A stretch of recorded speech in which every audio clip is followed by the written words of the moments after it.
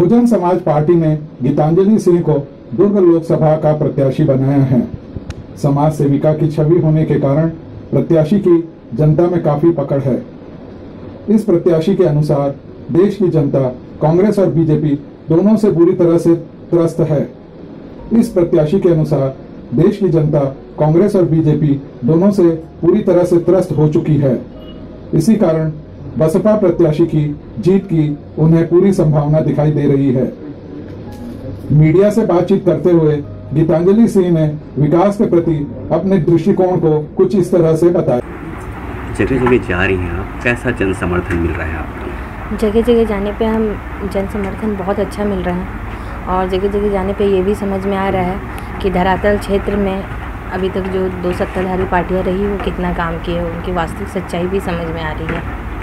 क्या विकल्प के रूप में देख रही हैं क्या बसपा को जनता? बिल्कुल, और बहुत अच्छी तरीके से, और हमारी उम्मीद और रिजल्ट भी अच्छा रहेगा। किस मुद्दे को लेकर जा रही हैं आप? देखिए, मुद्दा तो उनके स्थानीय चीज़ों के लिए है कि उनको पानी है, आप रोज़गार है, इस चीज़ों को लेके, महिलाओं के आरक्षण को लेके और बच्चों के भविष्य को लेके। तो वहाँ जाने पे पता चल रहा है कि सरकारी टीचर नहीं है, महिलाओं के लिए पैसा नहीं, जो 35 किलो चावल का वादा था वो 5 किलो 2 किलो जा रहा है, और मैक्सिमम जा भी रहा है तो 7 किलो से ऊपर कहीं नहीं जा रहा उनका परिवार, और बहुत बुरी हालत है। और मैं कहूँगी आप लोग भी एक बार जाकर देख के आइए ताकि पता चले कि जो ऑन पेपर है वो ज़मीनी तौर पे कुछ भी नहीं है।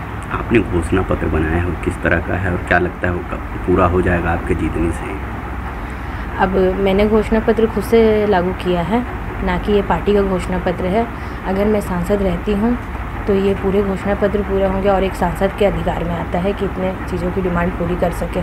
क्या क्या घोषणा पत्र में क्या शामिल किया है? घोषणा पत्र में सबसे पहले पत्रकारों के लिए आवास मैंने निश्चित किया है, क्योंकि पत्रकारों को जब से मैं देख रही हूँ तब से उनके लिए कोई सुनवाई नहीं होती है। आखिर वो भी भारत के नागरिक हैं और नागरिक होने के नाते उनका अधिकार बनता है और आवास सुनिश्चित होनी चाहिए। दूसरा जो हमारा टॉपिक है किन्नर समाज को लेके है। किन्नर समाज से जब भी मैं मिलती थी या फिर सामाजिक कार्य करती थी वो मेरे को बहुत दुआएं देते थे, बहन जी आप ऐसा, बहन जी आप ऐसा। तो उनसे अक्सर कभी भी नॉर्मल वार्तालाप होता था तो वार्तालाप में पता चलता था कि उनकी निजी ज़िंदगी बहुत ख़राब है और उनको एक सम्मान नहीं मिलता। इसलिए उनके लिए सम्मानजनक भवन का निर्माण होगा ताकि उनको सोसाइटी से कोई तकलीफ़ ना हो और वो अपनी बातों को, अपनी जीविका अच्छे से चला सके। और तीसरा है 30% सब्सिडी का व्यापारी वर्ग के लिए। वो अभी ब्याज से, कर्जे से काफ़ी दबी हुई हैं और मैं उनको 30% सब्सिडी दिला सकती हूँ अपनी बात रखते हुए। ये मेरे कार्यकाल के अंतर्गत आता है। और फिर आगे अगर घोषणा पत्र के साइड बढ़ेंगे तो किसान के बच्चे के लिए मैंने रोज़गार सुनिश्चित किया है, क्योंकि जब किसानों को कर्जा माफ़ हो रहा है तब भी उनको कर्जा माफ़ होने के बाद फिर वो वही स्थिति में आके खड़े हो जा रहे हैं। मात्र वोट बैंक तक ये कर्जा माफ़ रहता है, आजीवन उनके काम नहीं आता। अगर उनके बच्चे रोज़गार हो जाएंगे और किसान की ज़िंदगी में उतार चढ़ाव हुआ तो उनके घर की रोजी रोटी चलती रहेगी। बच्चों के लिए स्कूटी का वादा किया है। साधनों की कमी होने के कारण जहां गांव क्षेत्र में कॉलेज नहीं है, आने जाने में दिक्कत होता है और साइकिल का ज़माना नहीं रहा और बढ़ते क्राइम के साथ उनको आने जाने का अभाव ना हो, इसलिए स्कूल और कॉलेज के बच्चों के लिए स्कूटी देने का है। ये फंड आएंगे कहाँ से?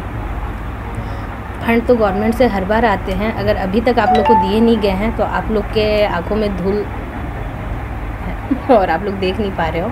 ये फंड सांसद के अंतर्गत आते हैं और अधिकार के भी अंतर्गत आ रहे हैं। राजनाथ सिंह ने एक बड़ा बयान दिया कि नक्सलवाद ख़त्म करेंगे 222 सन 2022 में, उसको लेकर क्या प्रतिक्रिया है? अब राजनाथ सिंह से बड़ा जुमले वास्तव में किसी को नहीं कहूँगी।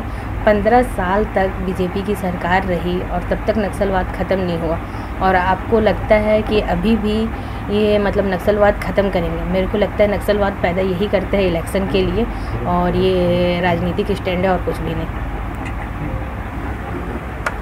चुनाव में हर पार्टी और हर प्रत्याशी के द्वारा अपनी जीत के दावे किए जाते हैं, परंतु जनता का निर्णय चुनाव परिणाम आने के बाद ही पता चलता है।